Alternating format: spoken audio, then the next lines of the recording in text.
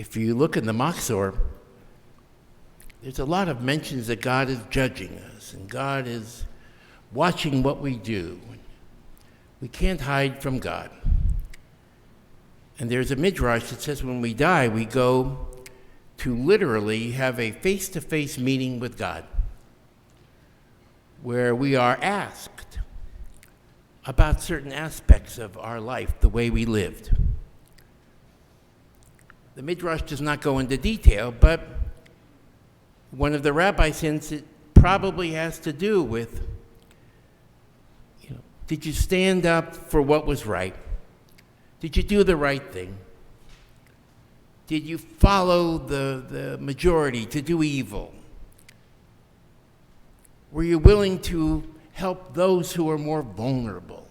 These are the basic questions of being a human being and a Jew. And there is a story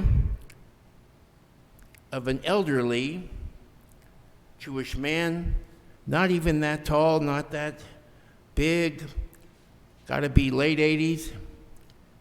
He shows up in the line in the world to come to meet God. God says, well, do you have anything to say for yourself? The man says, well, what specifically are you asking me, God? He says, did you ever show courage? Did you ever stand up when it was unpopular to do so? Did you do the right thing? And the man says, well, once I was this is in California, this story, by the way. I'm driving across the state. I pull over to get gas in this place, and there were these motorcycle guys, like these bikers, and they were surrounding a group of young women, and they were harassing them and insulting them and threatening them, and no one was doing anything about it. There were about 4 or 5 women, about 15 of these bikers. So I went over to where they were, and I figured out who the leader was, and I said to him, hey, back off. This is not right. You can't do this. And the leader says, well, who are you? What are you going to do about it? And he says, I'm telling you now, if you don't back off, you're going to pay a very heavy price from me. And then the guy says to God, I reached up. He was about 6'7". He had one of those gold earrings. I pulled it right off his ear. Pierced earring, too, by the way. And God is hearing this story and says, this is incredible. This is courage. This is standing up. When did this happen? And the guy said, 2 minutes ago.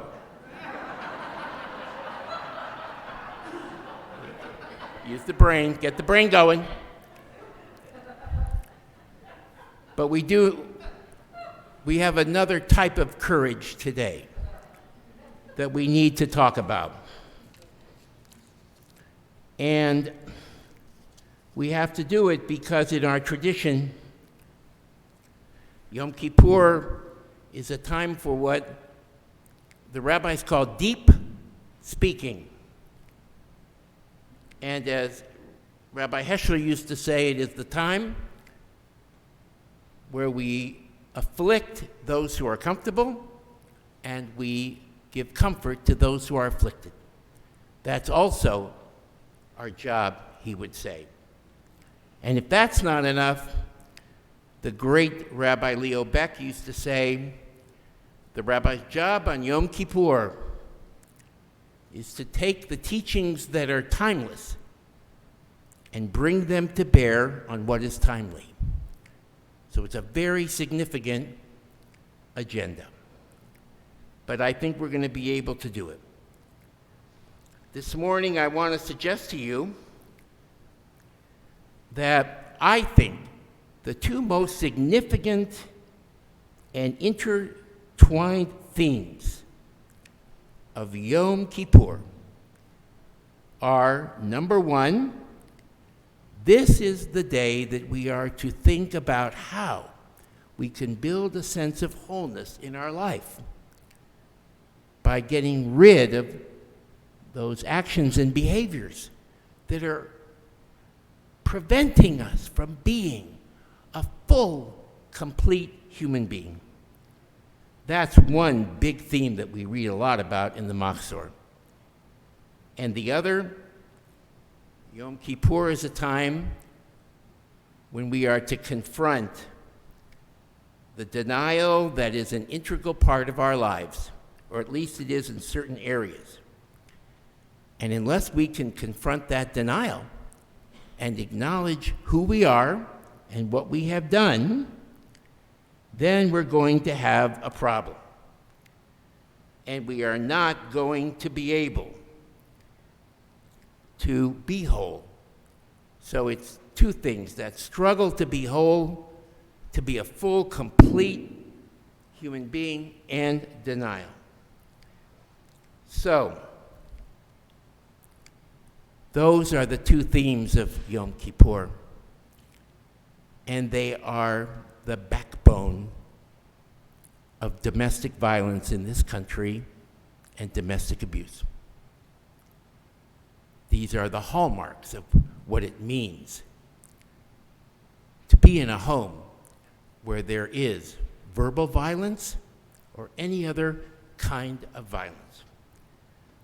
That's why we have to talk about it today, as Jews and as human beings. You know, I know that some of you think, well, I know that domestic violence occurs in Jewish families pretty much at the same rate as the regular population. 50 years ago, we didn't think that. We thought, well, we are so civilized and we are so good and we're sophisticated. We go to the ballet and the opera. We are not people wearing overalls who are marrying our cousins. Those are the people that do this, not us. And of course, we found out we are the same as all other people. And the irony is, Jewish women who are the victims of abuse, the majority of people who are abused in family situations are women. They are not exempt from abuse because they are a Jewish woman or because there's a mezuzah outside of their door. And Jewish women, like many other women sometimes, are very hesitant to report the violence, whether it be verbal or not. And for many years, they were more likely to stay in abusive relationships for all kinds of reasons. So let's say we understand our homes are not completely peaceful, and you're thinking, well, here, Rabbi, is this a Yom Kippur sermon, really? Is it really Yom Kippur? Does it have to be said on Yom Kippur, even if it is? And does it really have religious significance? And my answers are yes, and yes, and yes. Because this problem goes to the heart of what we learn about in our tradition. Because this problem is anchored on denial. It is allowed to perpetuate because the abuser is always in denial. And sometimes the victim is in denial. And here's the biggest irony. When the abuser is successful in tearing you down and denigrating you, humiliating you, hurting you, withholding, controlling, he or she is able to take you and bring you down so that you are almost a nothing. You don't have any self-esteem. How can you be whole? You have had your identity ripped apart. You have had your essence embarrassed and humiliated. This is a great question for us on Yom Kippur to look at. Now, domestic violence, if you think about it, and those who have had some familiarity with it, as I said, is built on denial.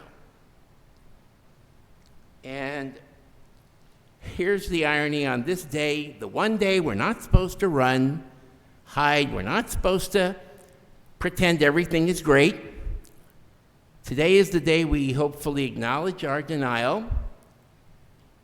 And that's a very important part of Yom Kippur, because I think a lot of you understand now. You want to be a good, better person? You want to change? You want to do tshuva?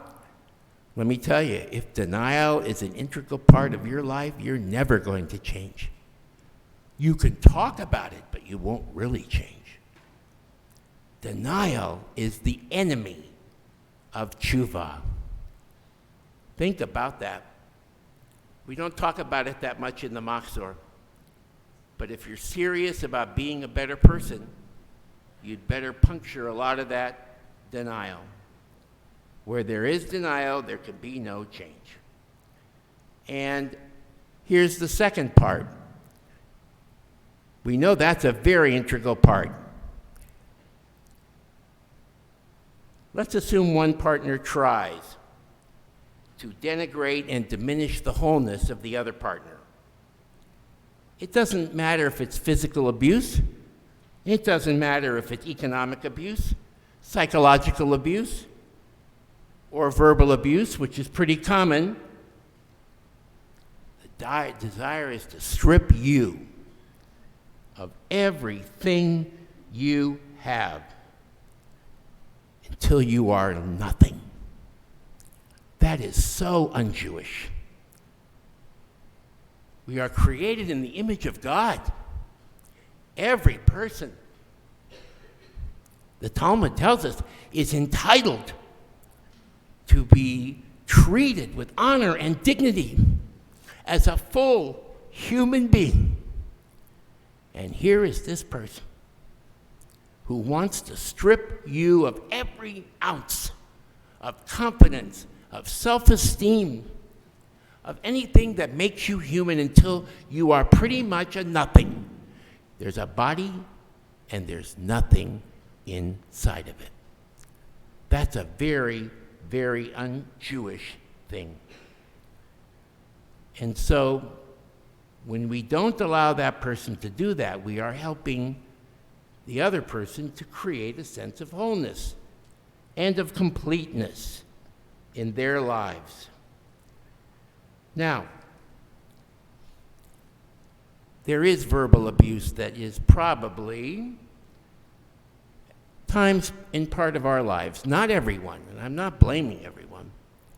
Think about the words that have come out of your mouth when you were angry at the other person, or maybe when you were angry at yourself. And sometimes those words have been unintentional or inadvertent, sometimes negligent, sometimes reckless, and some of it intentional. Really hurtful words, too. And all of it is connected to verbal abuse, the way we talk generally and the way we talk to people who we love, and people who love us. I want to recommend to you for your library 2 books.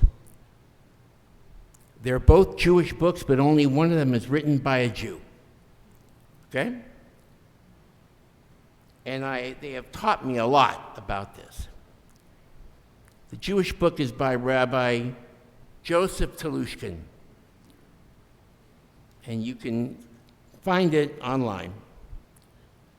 Words That Hurt, Words That Heal. How to Choose Words Wisely and Well. It's a wonderful book. The second book is written by a non-Jewish woman. It has not one mention of Judaism or Jews or the Torah, but it's a very Jewish book because it teaches us a lot about what we should know about abuse and abusive relationships. It is by Patricia Evans. It is entitled The Verbally Abusive Relationship, How to Recognize It and How to Respond. This is her thesis. Are you a person who verbally abuses others? Then you are a person who is trying to oppress them. And in doing that, you are betraying them. She says it doesn't have to be violent. It doesn't have to be physical violence. There are a lot of ways that you can cause real harm and damage to your partner if you want to. Disparaging remarks, withholding feelings, belittling them, discounting their opinions, trivializing what they say. Forms of control, she says, that can be overt, covert, subtle, but they are constant. And at the heart of verbal abuse, talk about Yom Kippur, is an incredible amount of denial on the part of the abuser.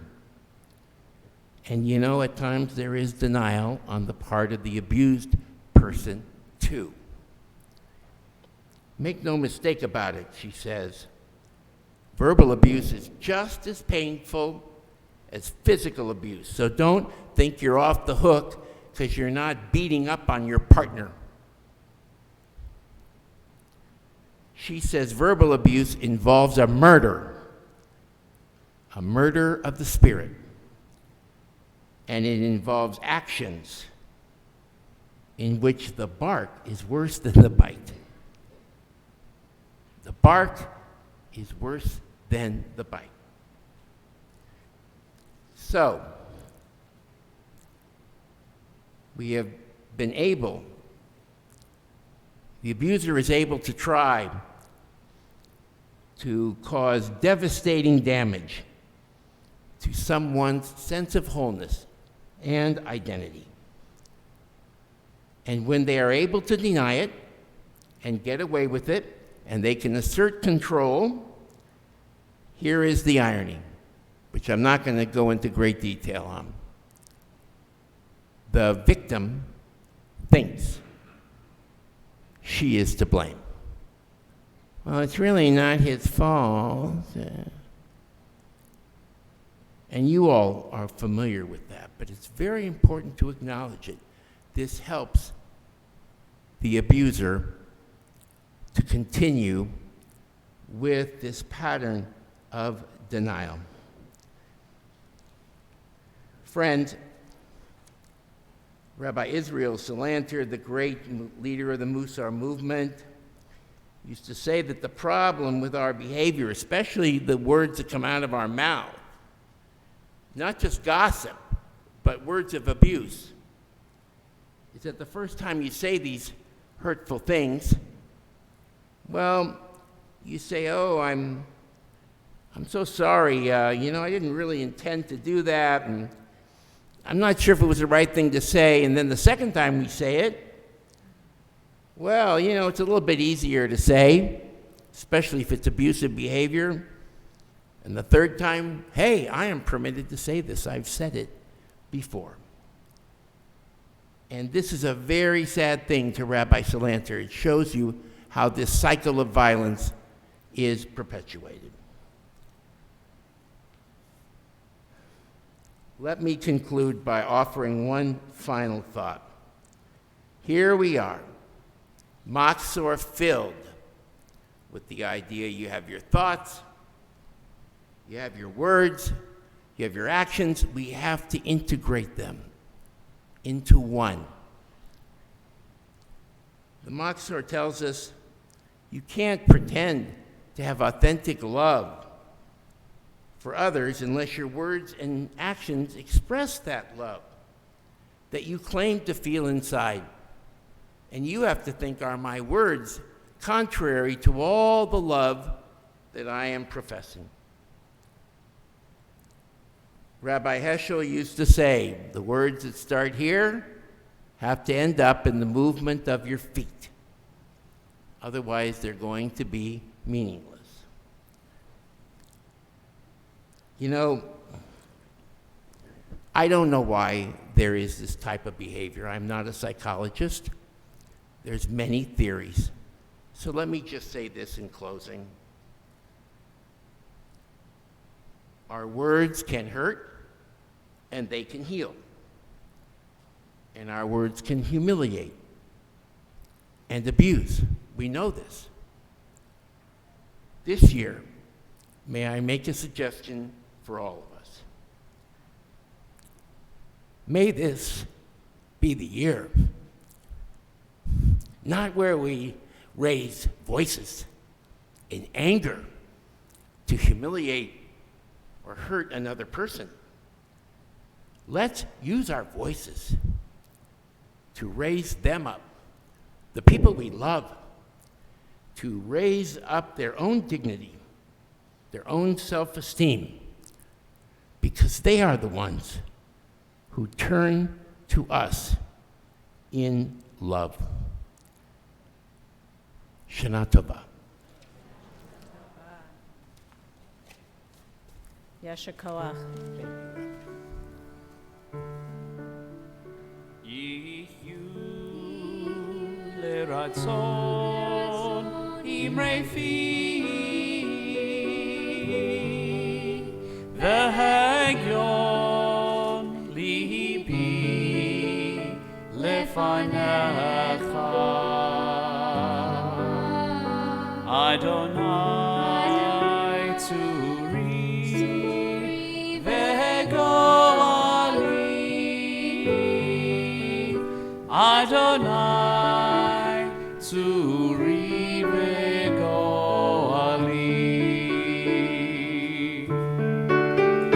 May the words of my mouth and the meditations of my heart be acceptable to you, Adonai, my rock and my redeemer. Yiyu leratzon imrei fi v'hagyon libi lefanecha Adonai tzuri